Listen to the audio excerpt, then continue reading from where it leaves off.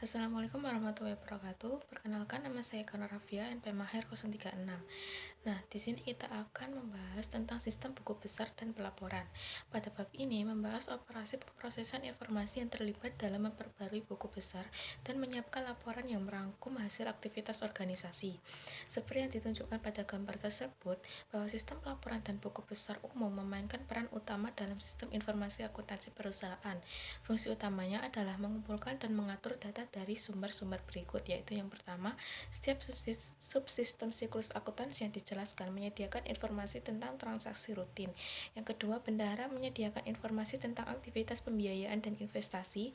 Yang ketiga, departemen anggaran menyediakan angka anggaran. Dan yang terakhir, pengawas membuat entry penyesuaian. Selanjutnya yaitu sistem buku besar dan pelaporan. Yang pertama ada proses. Basis data terpusat harus diatur sedemikian rupa sehingga memudahkan pemenuhan berbagai kebutuhan informasi dari pengguna internal dan eksternal. Manajer memerlukan informasi terperinci yang tepat waktu tentang hasil operasi di area tanggung jawab mereka, serta investor dan kreditor menginginkan laporan keuangan berkala dan pembaruan tepat waktu untuk membantu mereka menilai kinerja organisasi. Selanjutnya ada ancaman dan kontrol dalam sistem buku besar dan pelaporan. Masalah umum di seluruh buku besar dan siklus pelaporan terdapat 3, yaitu yang pertama, data buku besar tidak akurat atau tidak valid. Nah, hal ini dapat dikendalikan melalui kontrol integritas pemrosesan data, pembatasan akses ke buku besar, dan tinjauan semua perubahan pada data buku besar. Masalah yang kedua yaitu pengungkapan laporan keuangan yang tidak sah. Hal ini dapat dikendalikan dengan kontrol akses dan enkripsi. Masalah yang ketiga yaitu kehilangan atau kerusakan data dan dapat dikendalikan dengan prosedur pencadangan dan pemulihan data. Baik, sebelumnya perkenalkan, nama saya Kemal Hasanah dengan NPM Mahir 033. Di sini saya akan menjelaskan tentang update General Ledger, di mana pemutahiran ini terdiri dari pencatatan entry jurnal yang berasal dari dua sumber. Yang pertama dari subsistem akuntansi, di mana setiap subsistem akuntansi ini membuat entry jurnal untuk memperbarui buku besar.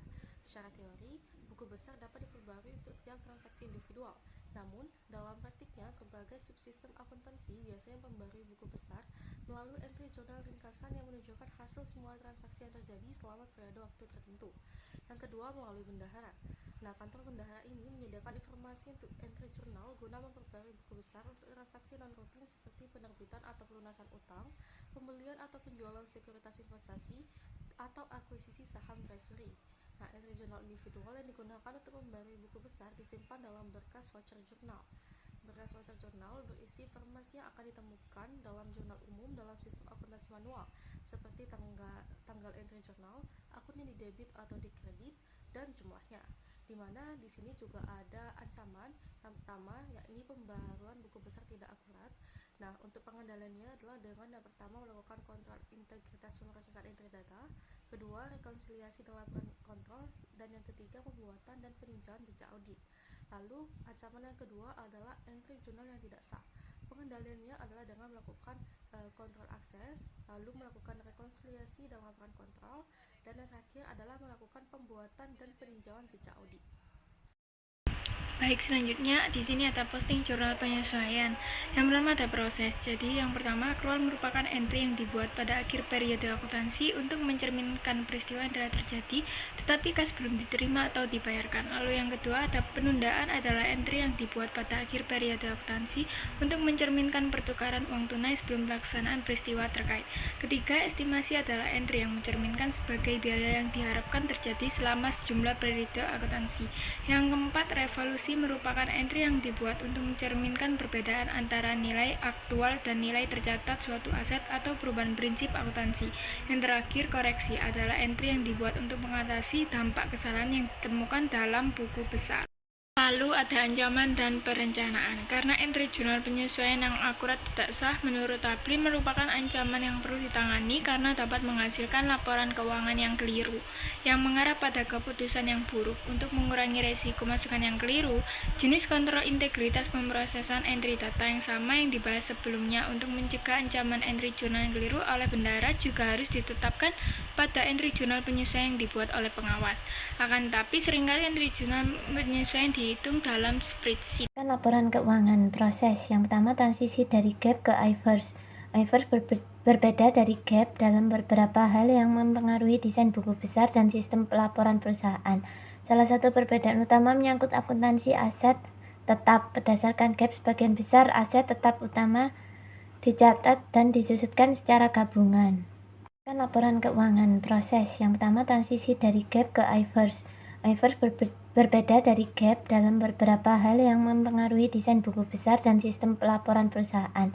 Salah satu perbedaan utama menyangkut akuntansi aset tetap. Berdasarkan GAAP, sebagian besar aset tetap utama dicatat dan disusutkan secara gabungan. Yang keempat, peran akuntan. Akuntan juga harus menggunakan perangkat lunak untuk menetapkan taksonomi dan eksternal apapun untuk menandai data organisasi mereka, membuat dokumen contoh, dan kemudian memvalidasi dokumen contoh tersebut sebelum diserahkan. Akuntan juga biasanya akan berpartisipasi dalam pembuatan style sheet untuk memastikan bahwa informasi ditampilkan dengan tepat. Ancaman dan pengendalian. Yang ke-8, laporan keuangan yang tidak akurat. 9, laporan keuangan yang curang. Kontrol. 8.1 Kontrol integritas pemrosesan. 8.2 Penggunaan perangkat lunak yang dikemas. 8.3 Pelatihan dan pengalaman penerapan IFRS dan XBRL. 8.4 Audit. Selanjutnya, menghasilkan laporan manajerial. Aktivitas terakhir dalam sistem laporan dan buku besar adalah menghasilkan berbagai laporan manajerial termaksud anggaran. 1. Proses. Sistem ERP dapat menghasilkan sejumlah anggaran untuk membantu manajer merencanakan dan mengevaluasi kinerja. Anggaran operasional menggambarkan pendapatan dan pengeluaran yang direncanakan untuk setiap unit organisasi. Anggaran pengeluaran modal menunjukkan arus kas untuk masuk dan keluar yang direncanakan untuk setiap proyek modal. Anggaran arus kas membandingkan estimasi arus masuk dari operasi dengan mengeluarkan yang direncanakan dan digunakan untuk menentukan kebutuhan pinjaman.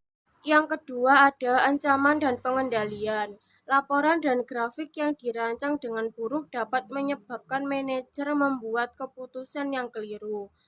Sebagian berikut membahas 2 pengendalian penting untuk mengurangi ancaman tersebut: penggunaan akuntansi bertanggung jawab dan anggaran fleksibel untuk merancang laporan kinerja dan balance